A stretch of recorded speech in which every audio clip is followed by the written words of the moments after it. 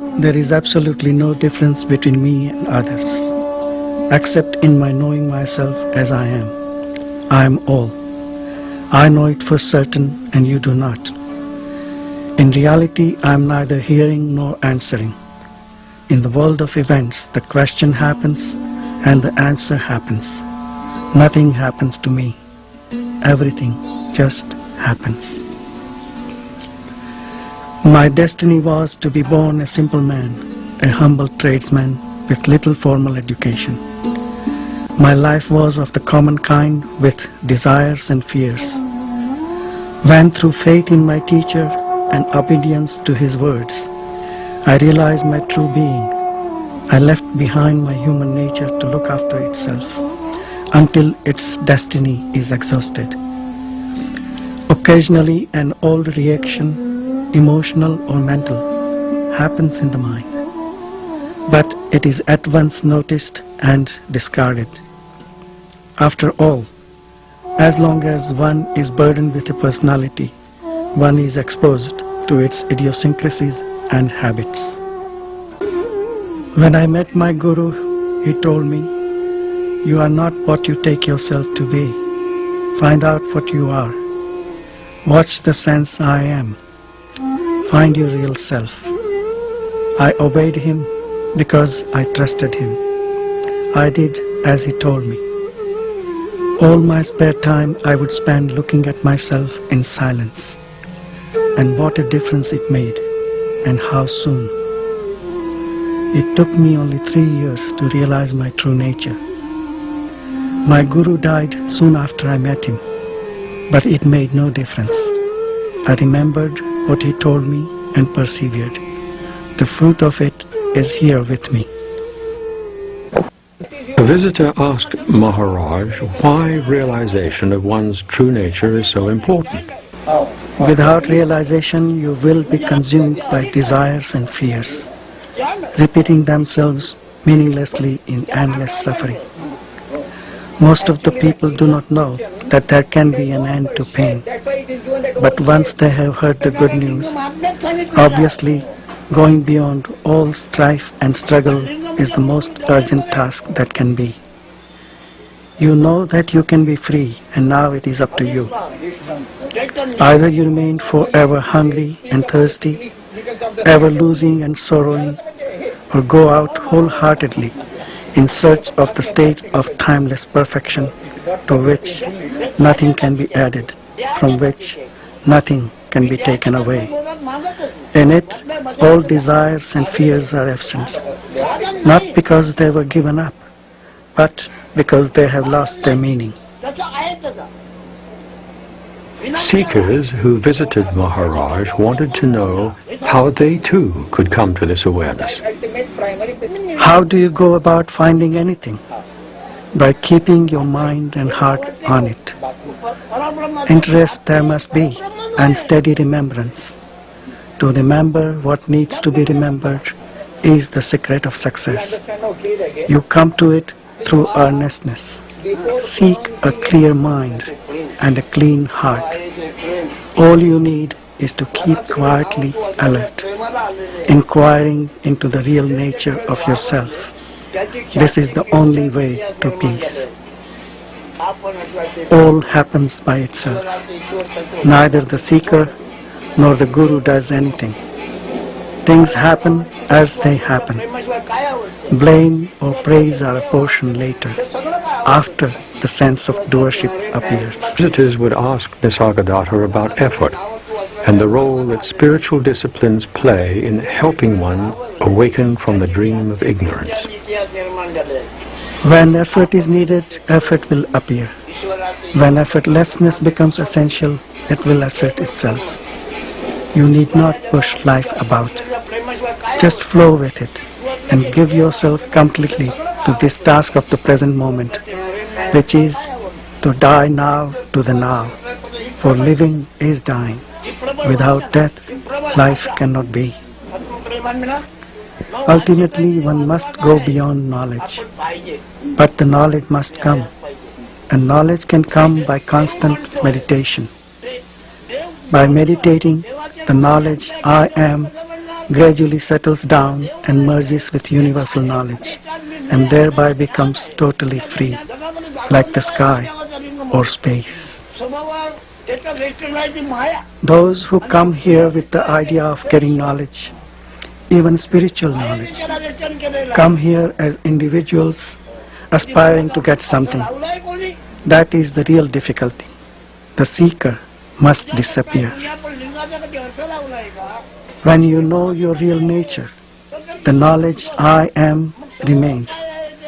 But that knowledge is unlimited. It is not possible for you to acquire knowledge. You are knowledge. You are what you are seeking. Your true being exists prior to the arising of any concept. Dive deep within yourself and you will find it easily and simply. Go in the direction of I am. All exists in the mind. Both mind and body are intermittent states. The sum total of these flashes creates the illusion of existence. Inquire what is permanent in the transient, real in the unreal. This is sadhana, or spiritual practice. All those who have realized on the spot, by mere touch, look, or thought, have been ripe for it, but such are very few. The majority needs some time for ripening. Sadhana is accelerated ripening. How is one to approach this awareness, of which Maharaj speaks from the point of view of being one with it? You must realize first of all that you are the proof of everything, including yourself. None can prove your existence, because his existence must be confirmed by yours first. Your being and knowing are your own. You do not come from somewhere. You do not go anywhere. You are timeless being and awareness.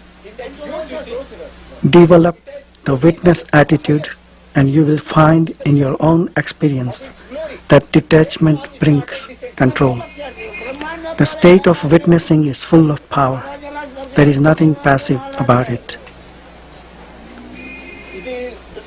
Just keep in mind the feeling I am. Merge in it till your mind and feeling become one.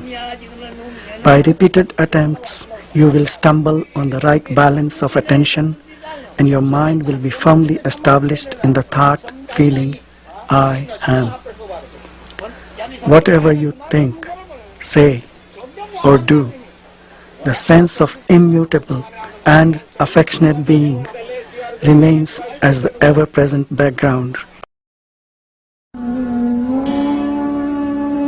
Maharaj often spoke of his guru and the role of the teacher in spiritual life. Every morning he reverently decorated the photos of his guru that hung in the upstairs room. He often said that the true teacher was one's own self. The greatest guru is your inner self. Truly, he is the supreme teacher. He alone can take you to your goal, and he alone meets you at the end of the road. Confide in him, and you need no outer guru. But again, you must have the strong desire to find him, and do nothing that will create obstacles and delays. You are never without a guru, for he is timelessly present in your heart. What he wants you to do is simply learn self-awareness, self-control, and self-surrender. It may seem arduous, but it is easy if you are earnest, and quite impossible if you are not. Everything yields to earnestness. The true guru will never humiliate you, nor will he estrange you from yourself. He will constantly bring you back to the fact of your inherent perfection and encourage you to seek within. Nisargadatta referred to the illusory sense of being, traditionally called the ego, as the I amness. He says that to find the source of this I amness and fully understand it as nothing more than a conceptual idea of oneself is the way to self-realization and wholeness. Maharaj asks the seeker to be in the state which is prior to the experience of I amness. The concept I am comes spontaneously and goes spontaneously. Amazingly, when it appears, it is accepted as real. All subsequent misconceptions arise from that feeling of reality in the I amness. The moment the feeling I am appears, the world also appears. Any image you have of yourself is not true. True knowledge is to abide in your own self. The teachings of Maharaj move our awareness from the I amness, this sense of separate identity, to a non-dualistic state of oneness with the Absolute, which is our real nature. Visitors asked for clarification concerning this state of emptiness. I mean, free of all content. To myself, I am neither perceivable nor conceivable. There is nothing I can point out and say, this I am. You identify yourself with everything so easily. I find it impossible. The feeling, I am not this or that, nor is anything mine, is so strong in me that as soon as a thing or a thought appears, there comes at once the sense, this I am not. I find that somehow by shifting the focus of attention, I become the very thing I look at and experience the kind of consciousness it has. I become the inner witness of the thing. I call this capacity of entering other focal points of consciousness love. You may give it any name you like. Since at any point of time and space I can be both the subject and the object of experience, I express it by saying that I am both, and neither, and beyond both. From the point of view of self-realization or enlightenment, there are no individuals. The Self, or God, exists as all manifestation.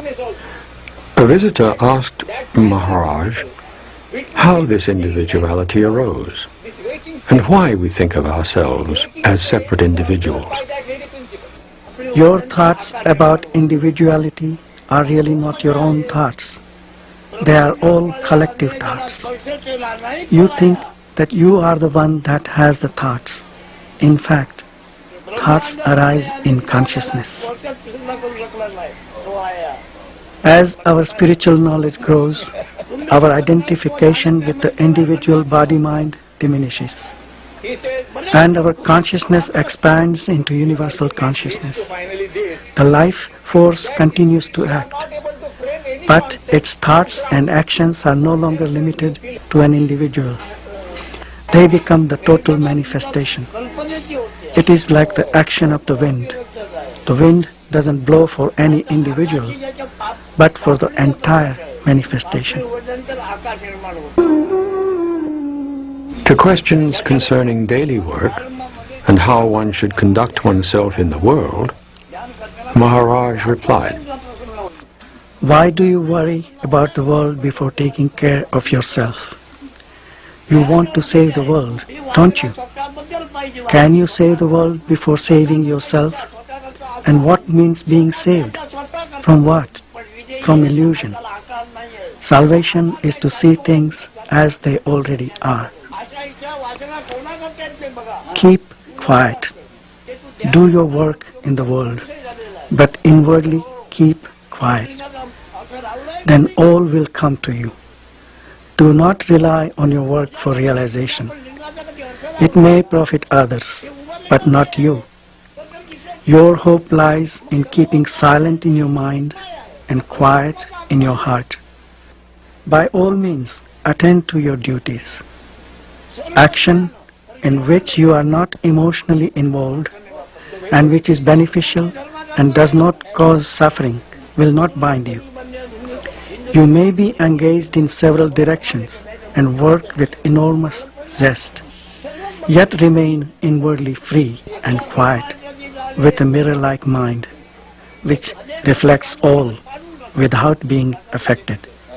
The unexpected is bound to happen, while the anticipated may never come. All is because you are. Grasp this point firmly and deeply and dwell on it repeatedly.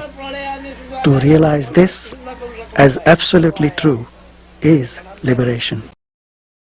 The one who has fully investigated himself, the one who has come to understand, will never try to interfere in the play of consciousness. There is no creator with a vast intellect as such. All this play is going on spontaneously. There is no intellect behind it, so don't try to impose yours to bring about any change. Leave it alone. Your intellect is a subsequent product of this process. So how can your intellect take charge of or even evaluate the whole creation? Investigate yourself. This is the purpose of your being. Spirituality is nothing more than understanding this play of consciousness. Try to find out what this illusion is by seeking its source. There can be no consciousness without awareness. There can be awareness without consciousness, as in deep sleep. Awareness is absolute. Consciousness is relative to its content. Consciousness is always of something. Consciousness is partial and changeful. Awareness is total, changeless, calm and silent. And it is the common matrix of every experience. What you are, you already are. By knowing what you are not, you are free of it and remain in your own natural state. It all happens quite spontaneously and without effort. माझे जे असणे आहे ते जाणीव नाही केलं आहे ते जाणीवीचं साक्षीत्व त्याला घडते आहे आणि जाणीव नंतर जगाचं साक्षीत्व करते आहे. Before the appearance of this beingness, whatever state is, that state is prior to or rather beyond beingness and no being state also. I prevail in that state before the arrival of beingness or before the arrival of no beingness also. And with the waking state, all this world is manifest because of my beingness. My world is manifest. That also is observed by that state, which is prior to beingness.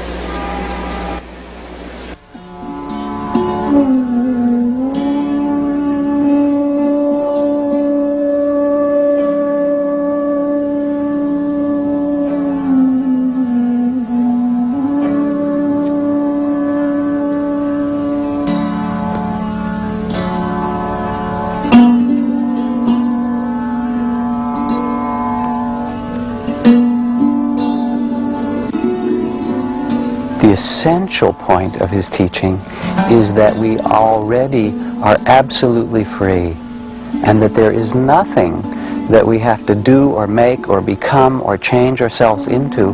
We simply have to see the truth of life, which is that we are not this body nor this mind, that they are a play of elements, if you will, and that when we understand that, there comes this extraordinary happiness and freedom.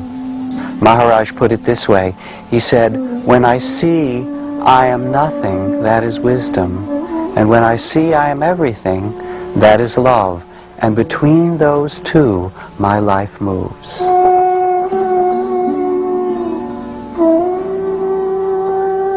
Maharaj passed away on September 8, 1981. He remains present as the consciousness within each one of us.